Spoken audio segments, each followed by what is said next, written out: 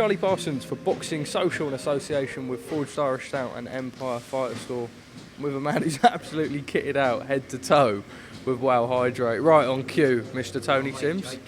My mate Jake. Big up Jake. Tony, how are you, sir? Yeah, I'm good, thanks, mate. Been busy of late, as always, and just looking forward to 2024 when we get kicked off in January with John Ryder's fight. I suppose let's just go firstly, before we go 2024, it is the festive period, a lot of gyms done for the year. This one very, very busy, a lot of people still in, ticking over, like you mentioned. John with his date with Jaime Munguia, Conor obviously looking to get out early in the new year. I suppose it's not really a quiet time over Christmas for you, is it? Nah, like you say, yeah, we're busy, and you know, I was looking forward to getting away Christmas, to be honest, but you know, fights land on you, and they're big fights as well, so there's no rest over the Christmas period. We'll be in here all the way through Christmas, and then head to the States beginning of January, I think, and acclimatise. If you don't mind, just a quick word on your son Charlie. Now we know Churchill's got sort of opened yesterday, and he'll obviously, the other day in LA, we know that he'll be an integral part in doing that, in having that Matchroom Gym out in the States. You must be super proud. Yeah, so Charlie broke a deal for them both, and he knows Pete Berg from Churchill's. I think they was looking to do something to boost the name of the Churchill's gym and get more fighters through the door. And he knew that Matchroom was looking for a base over there, so he basically put them two together. And now Matchroom have got their gym base there, and obviously Pete Berg's pleased that he's got like a good boost on his gym over in LA. And funny enough, we trained there last time when John was fighting Canelo. And we trained there and sparred there, and the head trainer in there, Pedro, he's a lovely man, and they got a really, really good gym there. So it'd be good if like Matchroom fighters go over to LA, or any fighters from Britain really go to LA. It's just a good base to train over there. Well, let's go straight into it. The man behind us, Mr. John Ryder, he has that fight with Jaime Munguia. Now, I suppose, firstly, reflecting on last year, incredible this year now, an incredible performance against Canelo Alvarez, and now really proving his level, right? It had to be big fights for him. Jaime Munguia is that.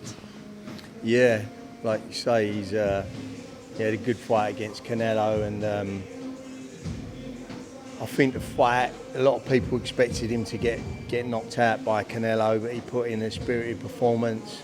He was obviously handicapped early on with a broken nose, and who knows how close the fight would have been if that hadn't happened. But he come on strong in the later rounds, and then he put up a good performance in front of Canelo's own fans, and that's led on now to a big fight against Munguia, because like as we hear in the press, they're trying to line up a Munguia-Canelo fight for May. So Munguia's probably using, or Golden Boy using John as a yardstick to see where Munguia's at, and overlooking him with all the Canelo talk. Maybe, yeah, I don't really know. I think they'd probably be looking at him saying, you know, DAZN will be looking at him saying, is he going to be a worthy contender for Canelo? You know, but John's out there obviously to win the fight and put himself back into contention, and John believes that he can beat Munguia, and you know, he's a true super middleweight. John's a very strong man. As obviously we see in the fight with Canelo, he's a strong man. He holds his feet when he needs to, and you know, it's going to be a good fight. It'll be a clash of styles where they're both going to meet in the centre of the ring. It's going to be a good fight. Certainly a man who studies the sport. Jaime Munguia, unbeaten, but does have this sort of like question around him. Started obviously at 154, now finds himself at 168. Last time out, Sergey Devryanchenko, in a fight that a lot of people actually edged Devryanchenko. He obviously ended up with a decision, but he has it, like, there are vulnerabilities there in Munguia's game. Yeah, like you say, he's a 154 fighter. He moved up to 160. The last fight he had was his first fight at 168 against Devryanchenko, and as we know, he's a 160 fighter anyway, so they was both like above middleweight, and John will be his first real test at 168.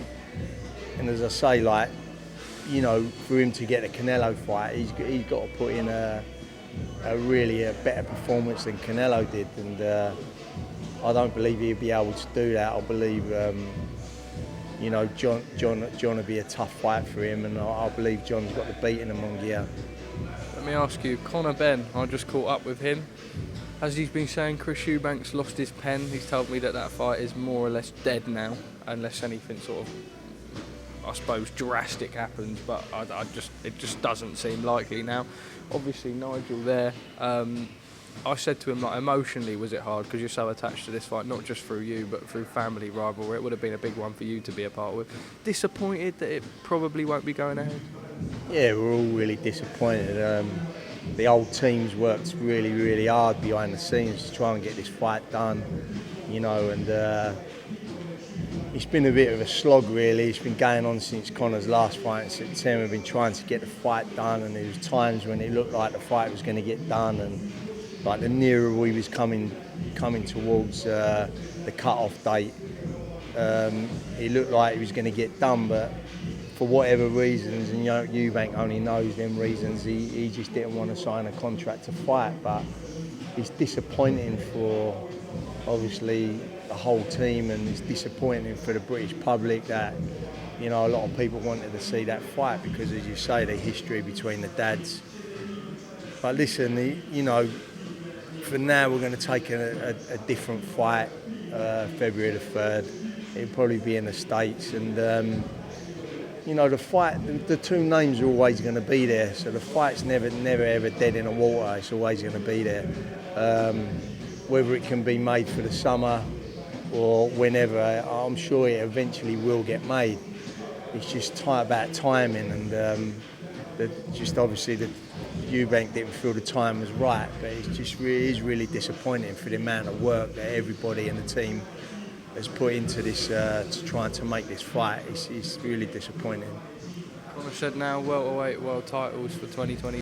Yeah, 100%, and he'll fight on February the 3rd against a top 10 fighter, and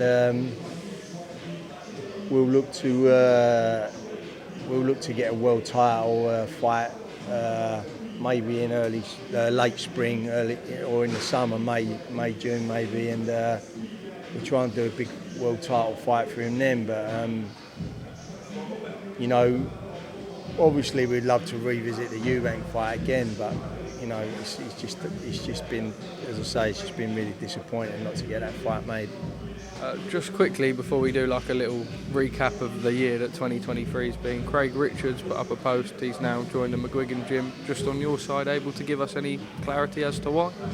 Yeah, you know, Craig, I think his career stalled a little bit, and he had a couple of injuries that's kept him out of the ring for quite a bit, and you know, he wanted to change. Obviously he trained with my brother Peter out of this gym, but he wanted to change up, you know, and I wished him all the best, and you know, Shane's a good trainer, and I'm sure he'll do well there.